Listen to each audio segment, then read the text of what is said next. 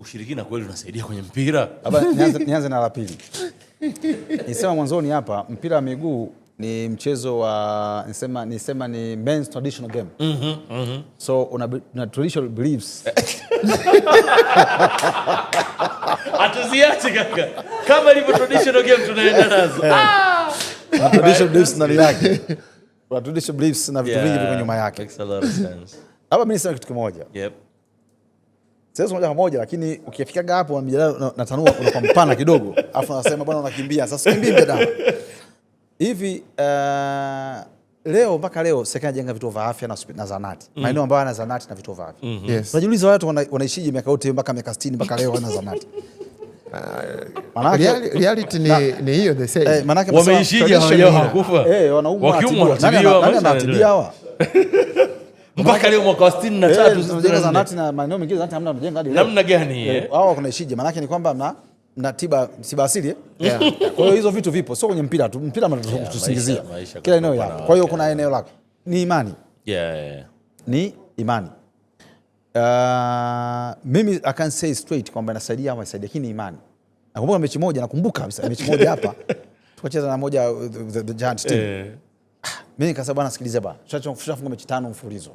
Nini yani? Kila siku maana kamati kaja kwangu bwana, mganga nataka 200 umempa. Kaja sio ngapi, mechi moja tumeana nyingi. Sasa sikizeni bwana, zote achana biashara, tushafungwa sasa, achana hiki. Hakuna lolote sasa. Tunataka tulivu. Tulivu tuingie uwanjani. Tumekaa, nenda kwa wachezaji wangu Jumamosi. Kapteni akanifuata. Kiongozi sasa vipi sasa? Vipi? Tunaenda hivi. Nikamwambia. Nikamwambia. Sasa mechi 5 zilizopita tumefungwa na tukaenda na vitu. Twende chukuchuku. Kiongozi itakuwa ngumu sana. Nikamwambia rafiki yangu. Nimepoteza hela mechi 5 almost. Alafu mind you, hii Timu Sasisi unajua mfano Timu Sasisi unaweza kusema hela mganga. Yaani unaianzia wapi? Unaanza wapi kusema? Yaani hamna hiyo. Sababu ngine mshokana umekula hela bure. Watu wakuchukia bure.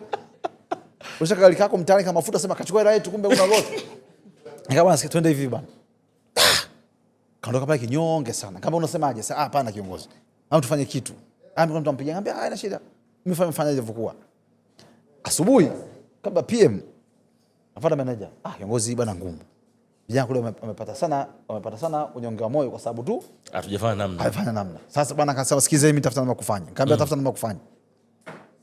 Kata si watu gani huko wameenda pale wangonga mali matatu hivi na hivi. Uongo na ukweli. Wameingia pale na morali, kapigwa kweli tukapata ushindi. Nikamwambia mimi najua hamna kitu kilichofanyika. Hamna lolote. Kumbe issue ni nini? Ni mindset. Yes. Ndio ile ulisema serikali iwekeze kwenye mindset transformation. Lakini yako maeneo una namna nyingine. Nakumbuka niko Dar es Salaam pale, sisemi na timu gani, nikafuata usiku. Bwana wewe mechi ndako ushinde. Nikamwambia sawa. Sasa sema hapa una namna kufanya, kwa mtu tumuone hivi na hivi. Nikamwambia sawa, muoneni. Na shilingi ngapi takiwa nikarejea kiwango, nikatoa. Asubuhi kabla mchezo sema kesho tutakupa matokeo. Nikamwambia sawa. Kabla mechi asubuhi, kabla PM saa 2 wakanifuata mabwana wale. Sasa bwana leo katibu unashinda goli 1 bila. Utashambuliwa sana. Ukapewa na warning. Nikasema haya. Huenda kweli bwana. Goli 1 chua tulishambuliwa.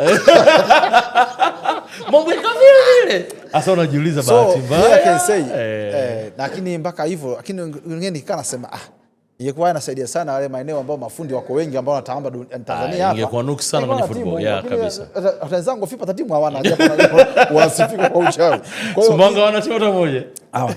Hata ya kwanza yenyewe hawana. Kwa hiyo mimi niseme tu kwamba tubaki pale traditional men's game.